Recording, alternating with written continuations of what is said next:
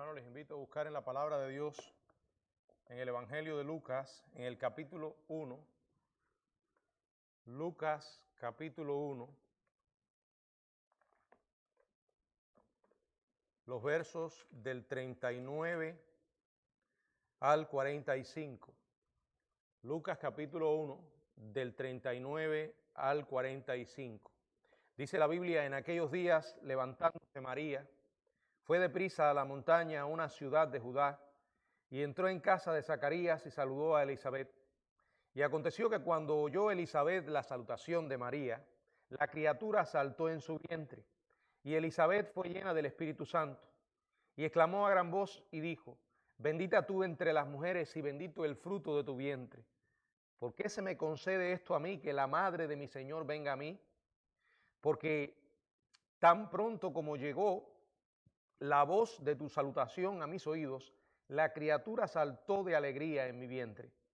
Bienaventurada la que creyó,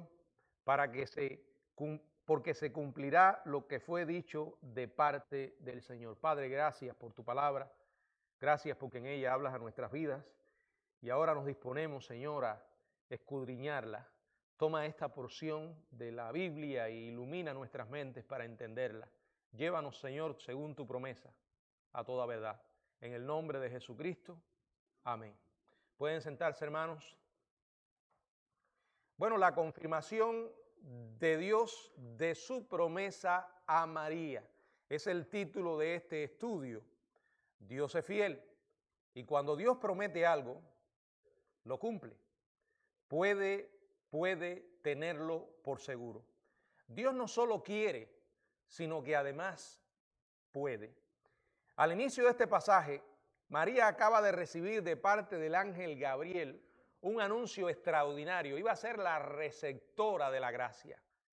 Iba a experimentar algo inimaginable e incomprensible que algún ser humano haya escuchado alguna vez.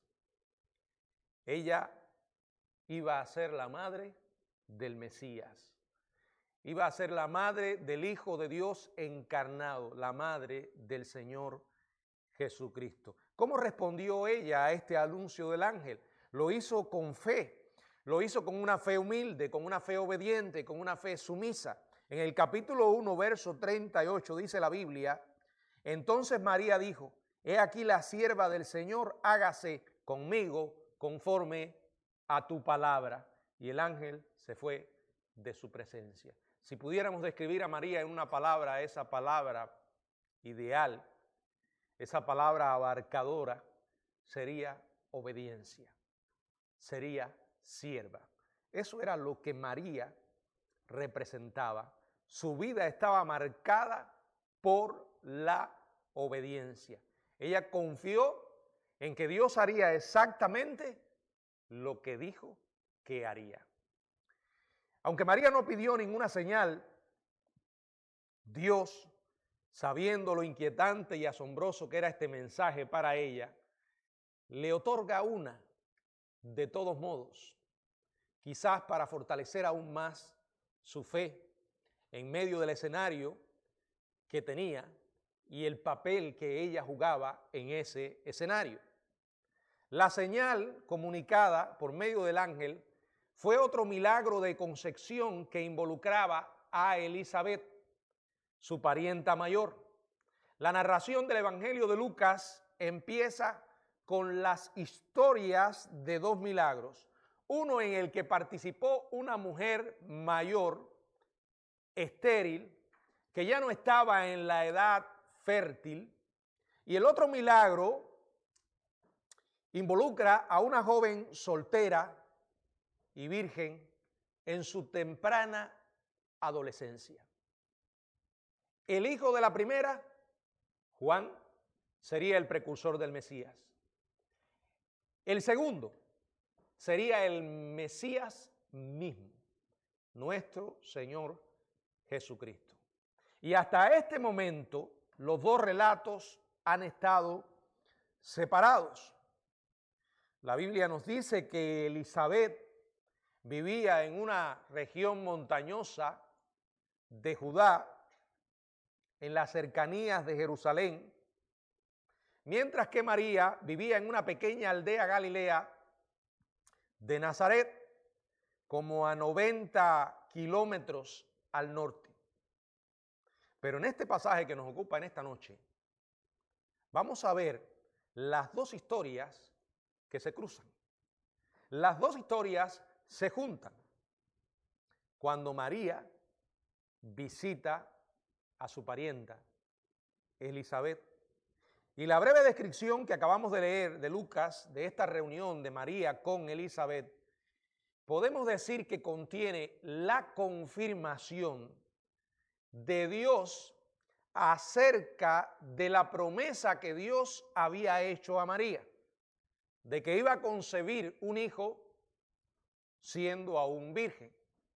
He dicho otras veces, y esto es una marca del cristianismo, como la fe auténtica, que a diferencia de otras religiones y creencias en las que el creyente o el devoto hace promesas a su ídolo o a su Dios, promesas a veces ridículas, totalmente sin sentido, absurdas, y allí la llevan adelante cuando los deseos que han solicitado les son concedidos por el mismo diablo. Porque alguien responde, lo creo. Y también creo que no es Dios, son los demonios.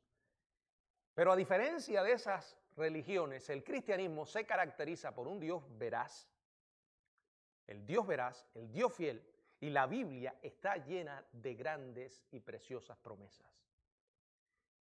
Dios es quien nos promete a nosotros, y es más, nos alerta contra la necedad de hacer voto o promesas y no cumplirlas. En el libro de Eclesiastés dice, es mejor que no prometas y que antes que prometas y no cumplas. Dios no solo nos hace promesas, sino que tiene todo el poder para cumplirlas. Cuando Dios dice algo, podemos creerle. Y en este caso, Dios empeñó su palabra basada en su carácter a María. Y aquí hay una confirmación más de que lo que dijo iba a ocurrir.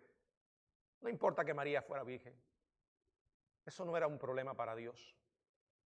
El relato revela tres aspectos de esta confirmación. Una confirmación personal, una confirmación física y una confirmación profética. Quiero invitarles a que juntos exploremos estas tres ideas. La primera, una confirmación personal. Lucas capítulo 1, quiero que leamos allí los versos 39 y 40. Si alguien puede ayudarme leyéndolo, alto, despacio y claro.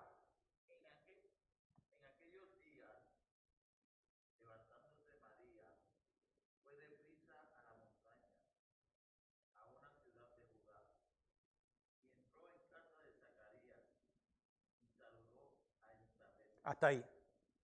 Bueno, deseosa de ver la señal que el ángel le había dado, la señal prometida, María no se demora. Inmediatamente sale a visitar a su parienta mayor llamada Elizabeth.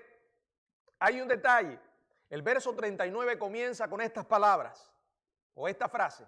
En aquellos días. Esto se refiere al tiempo de la visita de Gabriel.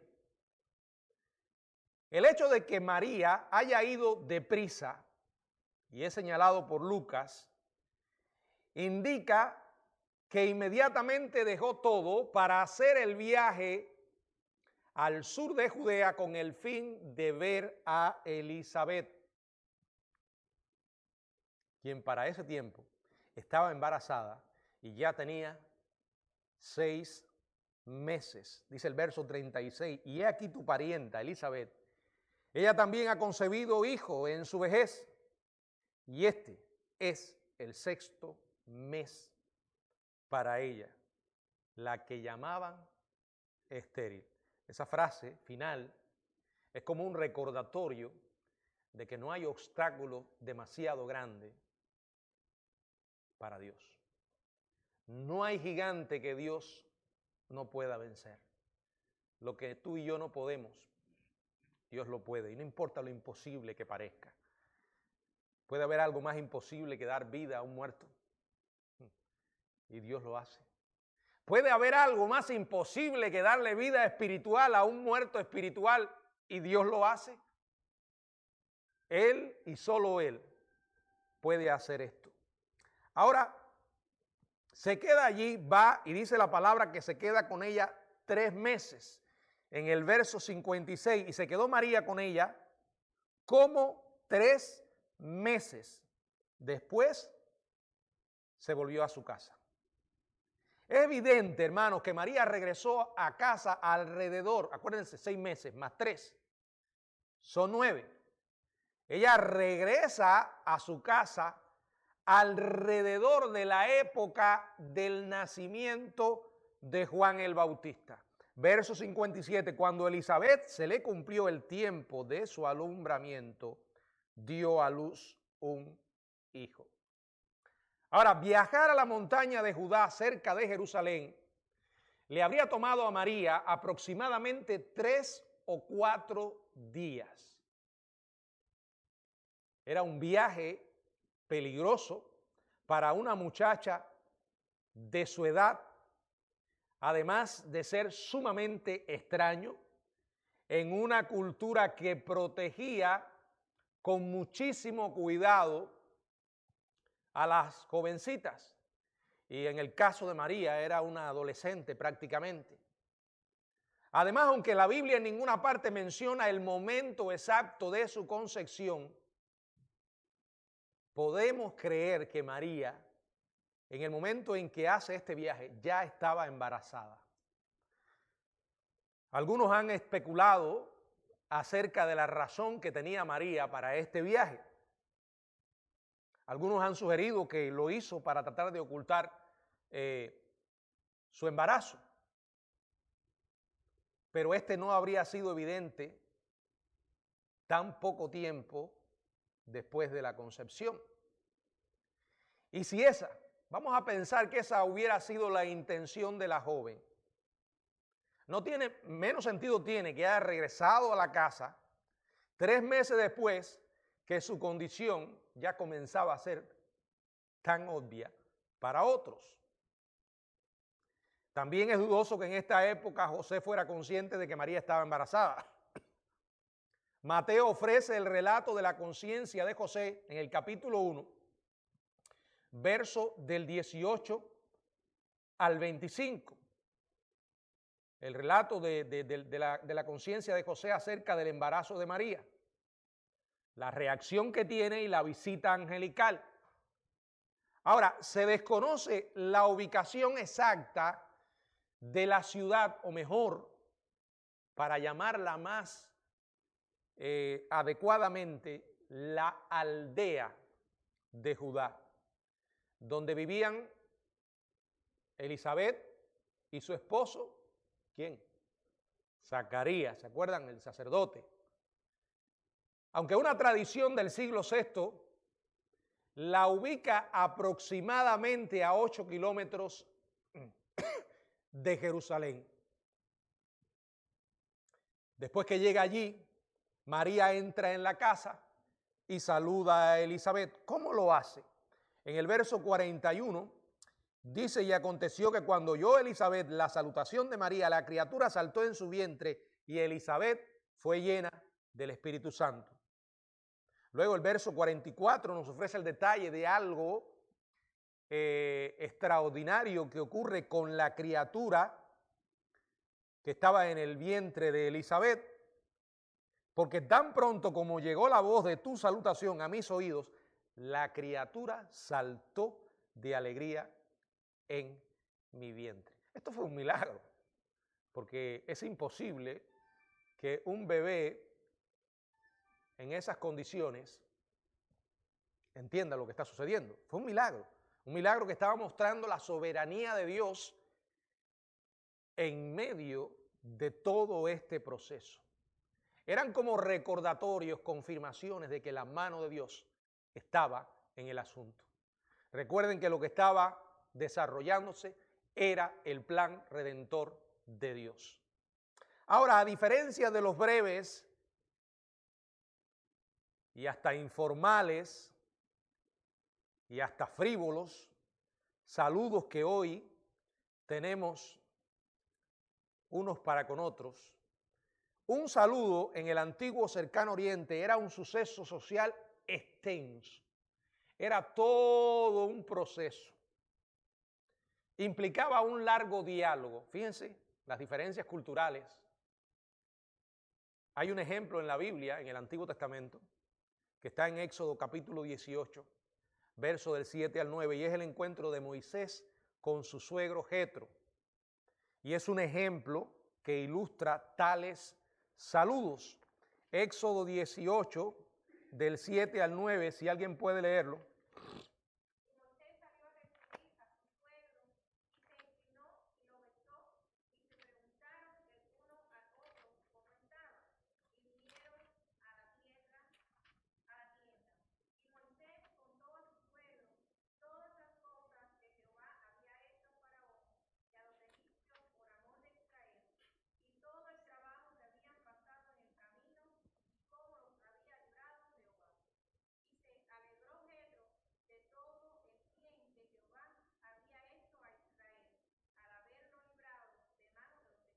Bueno, aquí está el ejemplo, ¿verdad? De un saludo y todo lo que viene junto con él.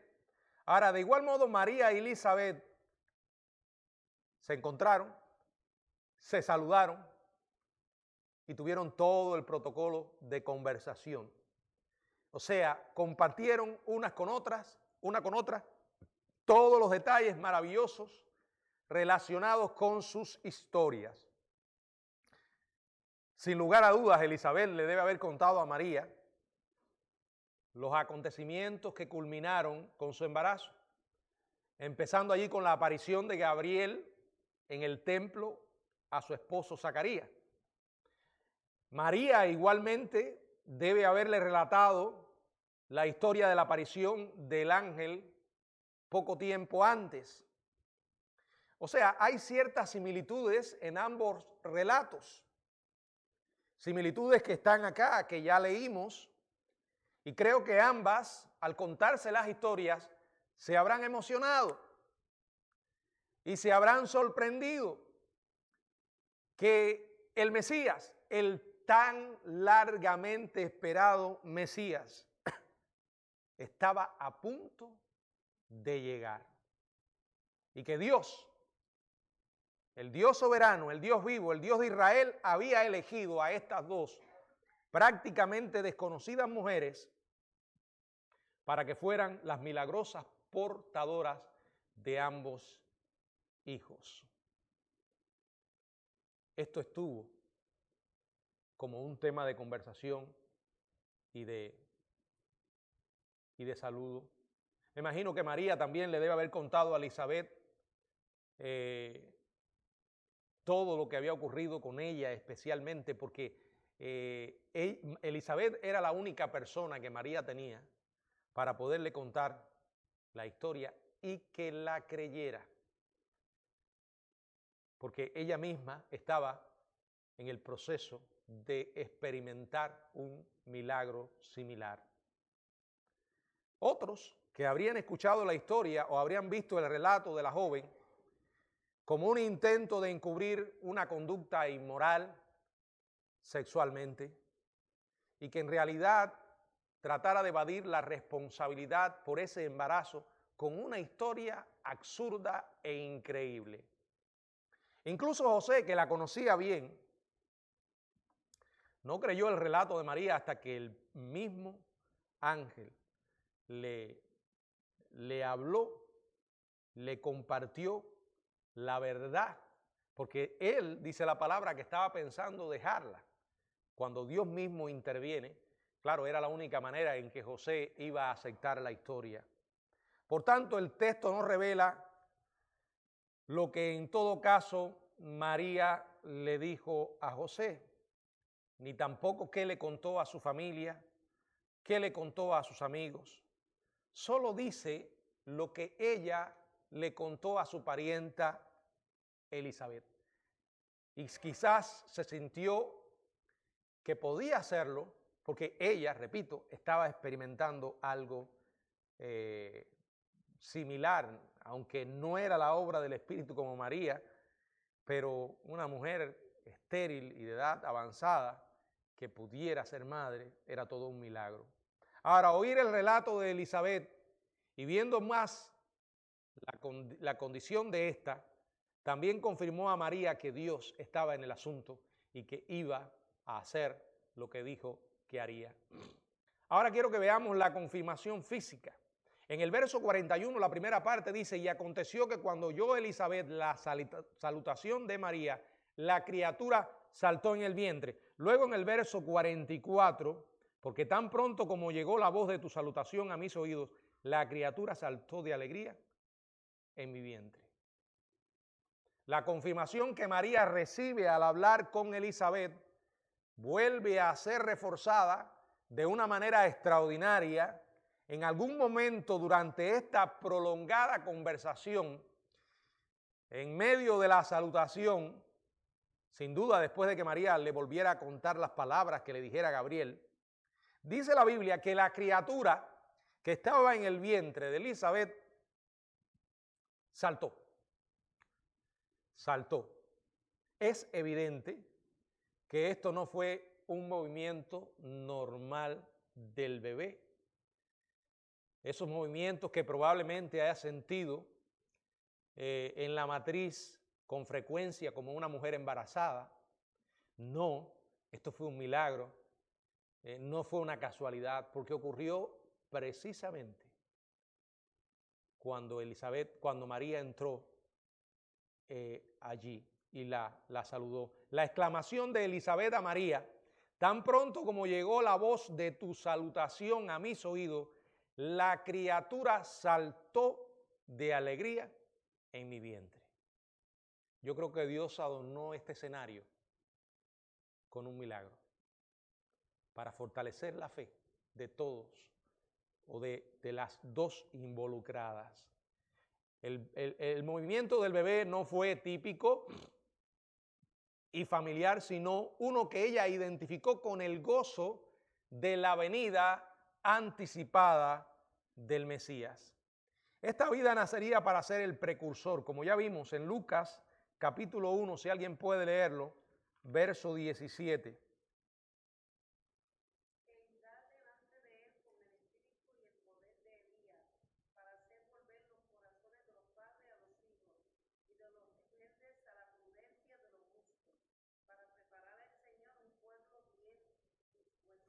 Bueno, no solamente sería el precursor, también sería el proclamador del Mesías.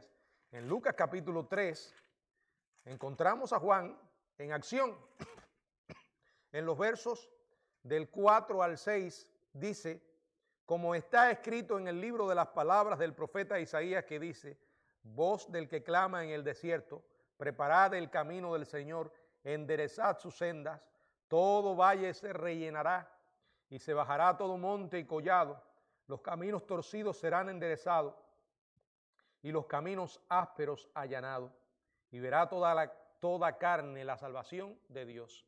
Esto es un resumen del ministerio de Juan, que vendría preparando el camino para el Mesías. Y fue al permitir al Señor hacer esta profecía sobrenatural, involuntaria, que Juan fuera lleno, como dice el verso 15 de Lucas 1, lleno del Espíritu Santo desde el vientre de su madre. Nosotros sabemos que la llenura del Espíritu Santo es el Espíritu teniendo un control consciente de nuestras vidas después que conocemos a Jesucristo, y a medida que usted y yo nos llenamos de la palabra, el Señor toma esa palabra y somete por medio de esa palabra nuestras vidas a su voluntad. Eso es ser lleno del Espíritu. No es padecer una cosquilla o tener un calambre y caerse en el piso, no. Es una decisión consciente. Ahora, en este caso no había una decisión consciente, porque el énfasis no está puesto en la decisión del bebé, no podía. El énfasis al contar esto está en la soberanía de Dios al elegir a este hombre, desde el mismísimo momento de su concepción, dice la palabra que sería lleno del Espíritu Santo. Su vida estaría bajo el control y el poder del Espíritu Santo. Esto marcaría todo su ministerio. Esto marcaría toda su vida, caracterizada por una vida de servicio y proclamación fielmente de la verdad, sin importar que esa proclamación incluyera consecuencias. Es real, Dios nos manda a predicar. Ahora la parte de la obediencia es esencial. Dios pudo haber elegido ángeles para llevar esta tarea, pero nos eligió a nosotros y nos mandó a nosotros con ese mensaje al mundo. Ahora es nuestra parte hacerlo.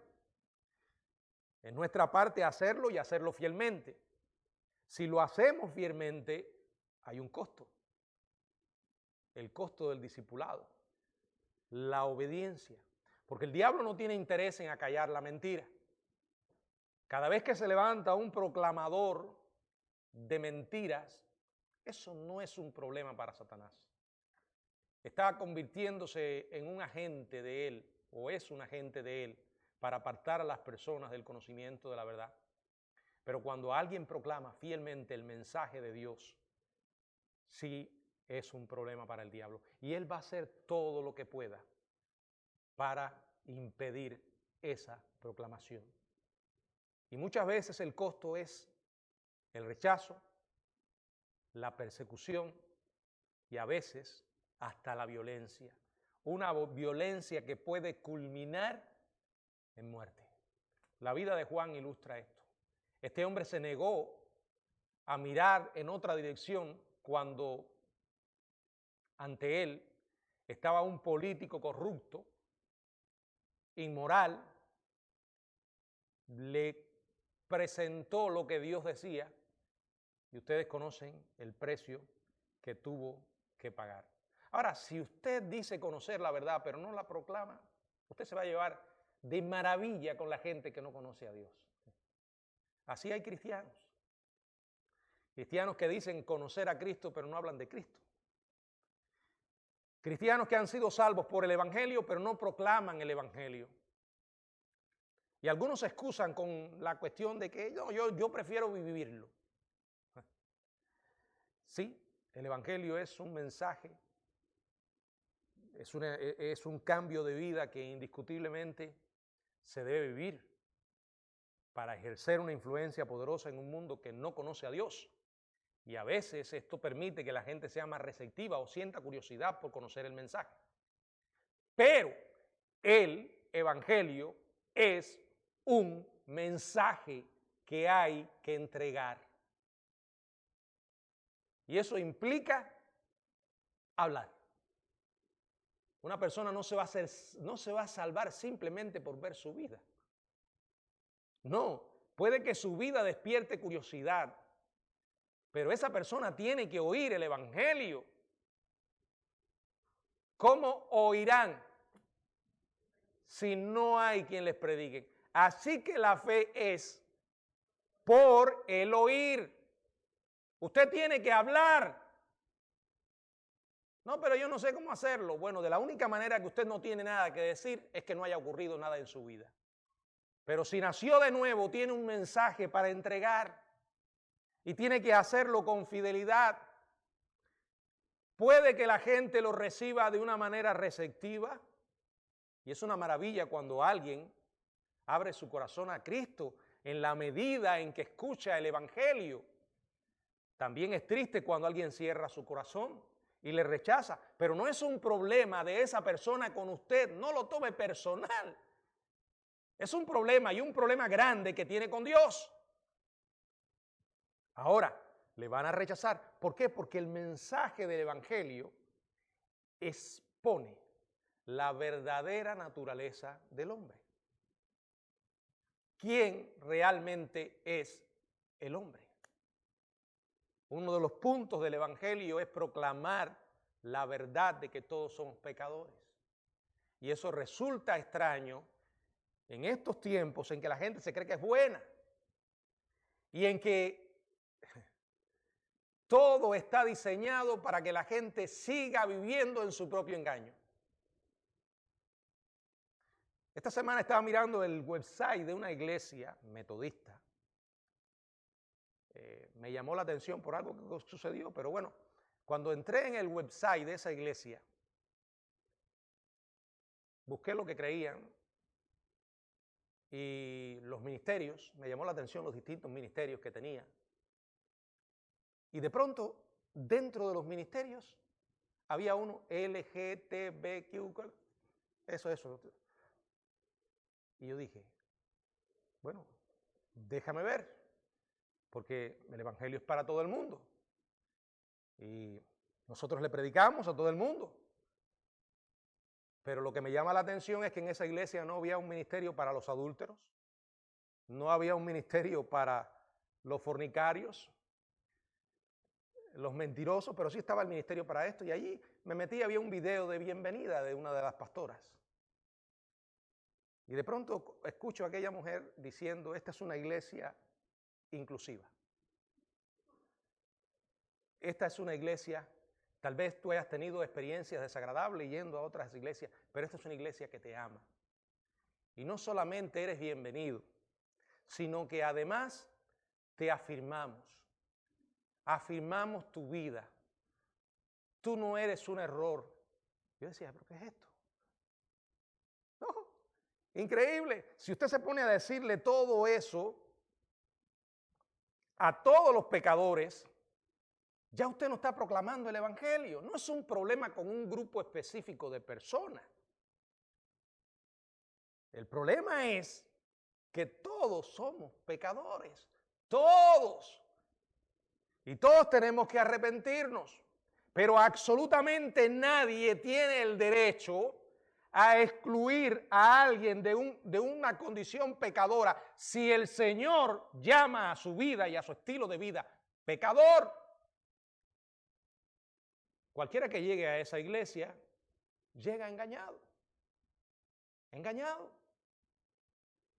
Juan podía muy bien mirar en otra dirección y callarse para no buscarse problemas, y menos cuando su propia vida estaba en juego. Pero hermano, lo he dicho otras veces, a menudo la obediencia y el peligro vienen en el mismo paquete. No las podemos separar. Y la gente hoy quiere vivir una vida muy fácil, mantener un buen ambiente con todo el mundo, no ser rechazado. Y por eso mutilan el evangelio. Juan fue el hombre ideal para preparar el camino del Mesías. Y Elizabeth fue el instrumento que Dios usó para esto. En tercer lugar, vamos a ver la confirmación profética. Elizabeth fue llena del Espíritu Santo. No solo la criatura iba a ser llena desde el vientre de su madre, sino que también su madre sería llena del Espíritu. Y aquí lo vemos, verso 41. Y aconteció que cuando oyó Elizabeth la salutación de María, la criatura saltó en su vientre y Elizabeth fue llena del Espíritu Santo. Luego dice el verso 42, y exclamó a gran voz y dijo, bendita tú entre las mujeres y bendito el fruto de tu vientre. ¿Por qué se me concede esto a mí, que la madre de mi Señor venga a mí? Luego dice el verso 45, y bienaventurada la que creyó, porque se cumplirá lo que fue dicho de parte del Señor. Bueno, al igual que su hijo no nacido, Elizabeth también fue llena del Espíritu. Como ya se mencionó, la llenura a menudo se relaciona con pronunciar un mensaje de parte de Dios. En el segundo libro de Samuel, capítulo 23, verso 2, David declaró, el Espíritu de Jehová ha hablado por mí y su palabra ha estado en mi lengua. Después que nació Juan, dice la palabra que Zacarías fue lleno del Espíritu y profetizó. Y esta mujer, tras ser llena con el Espíritu, exclamó a gran término asociado con hablar la verdad divina, a gran voz. Literalmente ella estaba expresando a gritos el mensaje que Dios le había dado. ¿Por qué? Porque se volvió loca, porque le fallaron los tornillos. No, porque estaba llena del poder de Dios, porque estaba viviendo un momento único en su vida. Es más, un momento único en la historia de la humanidad entera. y lo único que podía salir de su corazón era alabanza y gratitud. Y en esa alabanza ella expresa una bendición sobre María, sobre su hijo. Finalmente, sobre todos los que creen en el mensaje de Dios. La frase es: bendita tú entre las mujeres. Bendita tú entre las mujeres. Es una expresión superlativa hebrea que describe a María como la más bendecida de las mujeres. En la cultura hebrea, la posición de una mujer estaba muy asociada con la capacidad para poder tener hijos. La importancia de ella estaba directamente ligada a la importancia de sus hijos. Por eso, cuando una mujer quiso honrar a María, ¿se acuerdan lo que le gritó? Le gritó a Jesús. ¿Qué dice Lucas 11, 27? Lucas 11, 27.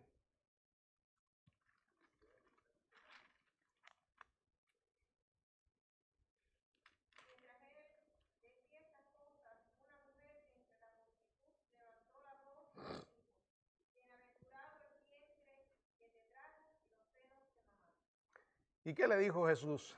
Antes, bienaventurados los que oyen la palabra de Dios. Yo creo que diría exactamente lo mismo hoy ante las excentricidades idolátricas de muchos católicos con relación a María. No tenemos que especular, ahí está, son sus palabras. La conclusión de Elizabeth fue que María era bendita, la mujer más bendita de todas, porque llevaría al más grandioso hijo. Aunque Gabriel le había informado a Zacarías que su propio hijo sería grande, Elizabeth reconoció humildemente que el de María sería más grande. Miren, hermano, yo pienso que en el corazón, en el meollo de esa pervertida adoración a María, está la incapacidad humana para poder procesar el hecho de que Dios eligiera a una humilde adolescente para traer a su hijo al mundo. La mentalidad humana no entiende eso. Es como todo el evangelio, lo ve como una locura. No. Más bien a los seres humanos se les habría ocurrido hacerlo de otra forma. Abrir los cielos, que legiones de ángeles aparecieran, que un ángel mayor de todos en rango llegara y colocara a su hijo en la tierra, o que el hijo descendiera del cielo sin tener que nacer de una forma así tan humillante. No habrían elegido a María. No habrían elegido una aldea como Belén. No habrían elegido un comedero de animales para que naciera. No habrían elegido a los pastores para ser los portadores de la noticia. ¿Se dan cuenta? Estos son confirmación una tras otra de que la historia de la Biblia no es una historia de manufactura humana. Salió del corazón y de la mente de Dios, por eso el evangelio es locura para el incrédulo. Entonces, como no conciben eso, tratan de adornar a María con un poder y una facultad que la Biblia no le da en ninguna parte. Por eso viva convencido que la perversión de la adoración a María es diabólica y de un origen totalmente humano. No es bíblico. No es bíblico. Ahora no solamente bendijo a María por convertirse en el instrumento de Dios, sino que exclama: bendito el fruto de tu vientre. Esta es una frase conocida en el Antiguo Testamento. Se usa solamente aquí en el Nuevo y se refiere al Hijo Santo que María iba a llevar en sí, al Mesías, al Salvador del mundo. El único que es santo, inocente, como dice Hebreos 7:26, sin mancha, apartado de los pecadores, hecho más sublime que los cielos. Aquel de que dice Filipenses capítulo 2, verso 9, que Dios le exaltó hasta lo sumo y le dio un nombre que es sobre todo nombre, para que en el nombre de Jesucristo se doble toda rodilla. Es Él El que va a heredar todo lo que el Padre posee. Es Él, el Señor de la gloria. Ahora no solamente dice bendito el fruto de tu vientre, sino que dice o hace la pregunta, ¿por qué se me concede esto a mí? Que la madre de mi Señor venga a mí. Aquí está expresando una bendición sobre ella misma. Esto es una bendición lo que me está pasando. Ella humildemente se siente totalmente indigna de estar en la presencia de tan honrada persona. Y recuerden, ella está hablando bajo el poder del Espíritu Santo y se refiere al Hijo de María como ¿qué? Como Señor. Señor es un título divino, usado más de 2 veces en los 2 primeros capítulos del Evangelio de Lucas y se refiere a Dios. Llamar a Jesús Señor es primero llamarlo Dios. ¿Qué dice Juan 20, 28? Juan 20, 28.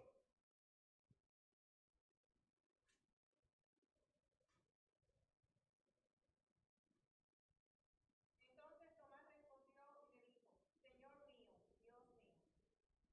Ahora, por favor, preste atención a esto que dice Elizabeth. Ella está señalando, no a María. Está diciendo que María es una receptora de la gracia, de la bendición de Dios. Pero aquí el énfasis está puesto en el Señor. Él es el importante. Es el corazón del Evangelio. Deseche toda esa mentira que incluye la enseñanza y la liturgia de la Iglesia Católica Romana. En ninguna parte de la Biblia, especialmente del Nuevo Testamento, se le da a María el título de la Madre de Dios. Así que querer usar este texto para fomentar, digamos, o elevar a María a una posición más allá de la que le da la Biblia, porque esto es un problema no solo de católicos. Acuérdense que cuando la Reforma Protestante que inició Martín Lutero, al leer en la Biblia y darse cuenta de que la Biblia enseñaba desde el mismo comienzo que la fe es solo, o que la justificación es solo por la fe, no por las obras, se le encendió el bombillo a Lutero y dijo, un momento, esto es una herejía lo que hemos estado enseñando y proclamando. No nos salvamos por buenas obras, es por gracia. Somos justificados por la fe. Y ahí inicia la Reforma Protestante. Él colocó allí las tesis de su reforma. Indiscutiblemente fue un movimiento que le dio vida a la iglesia, al verdadero evangelio, que había sido arrinconado por estas herejías de la iglesia romana, pero no logró desprenderse totalmente de las herejías que habían formado parte también de su vida como católico con relación a María. Así que no se sorprenda que, y puede que a ellos no les guste lo que voy a decir, pero es la verdad, que hay algunos reformados que todavía siguen deformados con relación a María. No se atreven a ponerla en la posición que la tiene la Iglesia Católica, pero dicen que los que aceptamos la Biblia simplemente como está escrita, despreciamos a María. Hemos rebajado a María. No hemos rebajado a María. Sentimos admiración indiscutiblemente. La vemos como una mujer obediente indiscutiblemente. Pero ninguno, absolutamente ninguno de nosotros tiene derecho para ponerla en una posición que Dios no le da. Dios es eterno, nunca fue concebido o nacido, siempre existió. ¿Quieren que le explique qué fue María? la madre del Jesús humano. No fue la madre de su naturaleza divina eterna. No. Mencionó el Señor porque en realidad Jesús, aunque físicamente se encarnó, era Dios. Pero no porque María fuera la madre de Dios. La declaración final de Elizabeth dice: bienaventurada la que creyó, porque se cumplirá todo lo que fue dicho de parte del Señor. Esto complementa la bendición a María, que era bendecida no solo debido a su privilegio de ser la madre del Mesías, sino también a causa de la fe, porque creyó que el Señor cumpliría lo que había prometido. Pero por favor, María no es la madre de Dios. María no es la reina del cielo. De hecho, estos adoradores de María, que todavía siguen ahí con este asunto, uno de los textos que mencionan es este. No, pero es la madre del Señor, eso no es ningún disparate. Sí, es un disparate porque eso no aparece en ninguna otra parte de la Biblia. En la Biblia siempre el importante es Jesús. Cuando Jesús nació, si usted ve a los capítulos de Mateo, cuando habla de Jesús, siempre dice: y al niño y su madre. Tomó al niño y a su madre. Ese es otro detalle. Si un ser humano hubiese relatado, hubiese hecho la crónica del nacimiento de alguien o de Jesús, no lo habría puesto de esta manera. Tal vez habría dicho: la madre y el niño. De todo niño que nace en cualquier otra parte se dice eso. No se dan cuenta que el problema es que el ser humano no asimila que los pensamientos de Dios no son nuestros pensamientos. Y que la manera en la que Dios actúa muchas veces nos sorprende, porque no es como nosotros lo haríamos. La Biblia está llena de ejemplos desde el mismísimo comienzo. Piense, ¿a quién se le hubiera ocurrido mandar a un pueblo que va a conquistar a otro, darle vueltas a los muros de una ciudad? Porque se habría caído. ¿A quién se le habría ocurrido, de no ser Dios, decirle a un pueblo que llega a un mar inmenso, perseguido por un ejército que lo quería matar, desaparecer, crucen el mar? Podríamos seguir mencionando. ¿Se acuerdan de Gedeón? Las antorchas que tenían que romperla y después gritar. ¿A quién se le habría ocurrido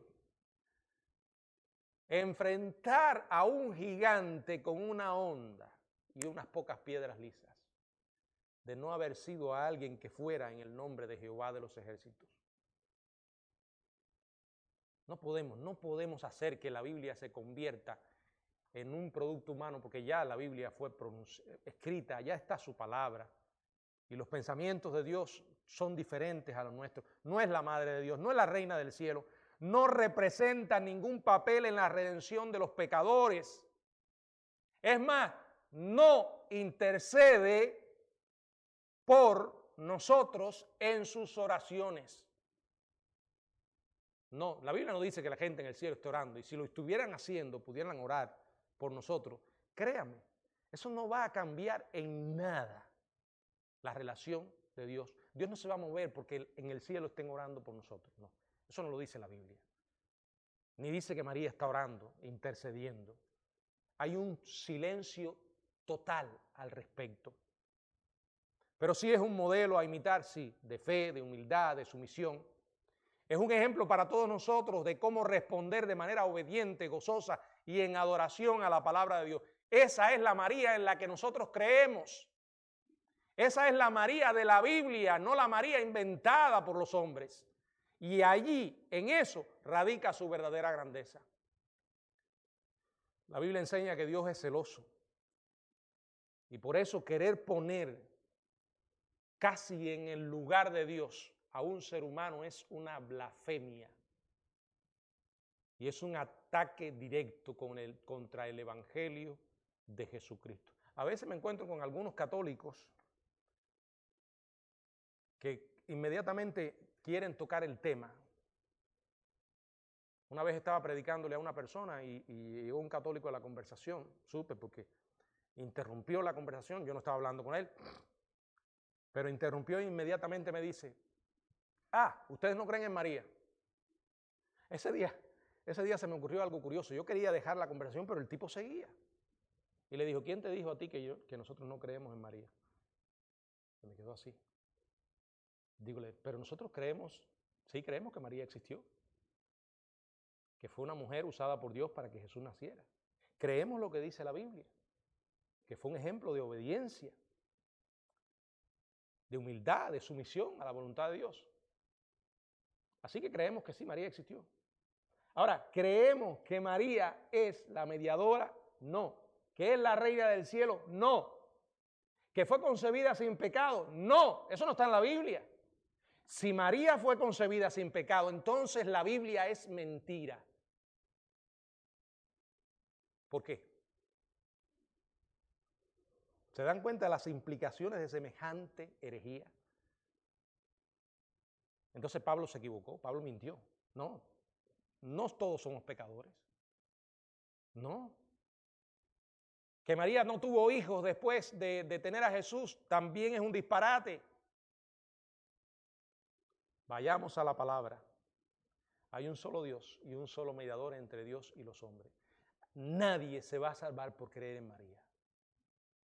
Es probable, estoy seguro, de que el infierno va a estar lleno de gente que creyó en María.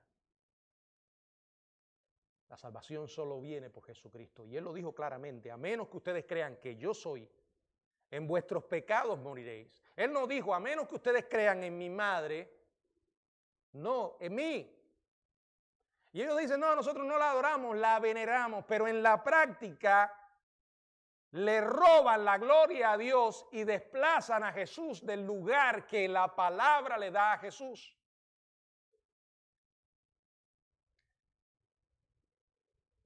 Hermanos, necesitamos creer el mensaje del Evangelio como nos ha sido entregado y salir con él al mundo.